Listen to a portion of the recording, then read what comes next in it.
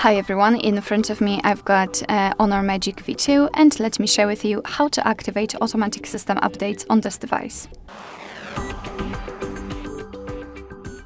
So let's start with opening the settings, and here we have to scroll down to the very bottom to find About Phone. Now let's localize the build number and keep tapping on it until you'll see that you're in the developer mode.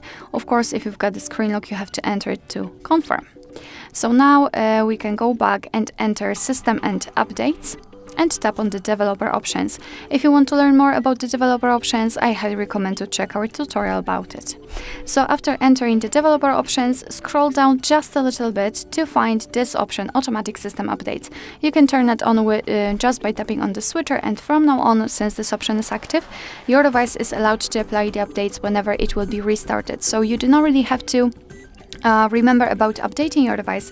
However, remember about restarting it from time to time, so it will have a chance to download and apply the updates. You can turn this option off just by tapping on the switcher again.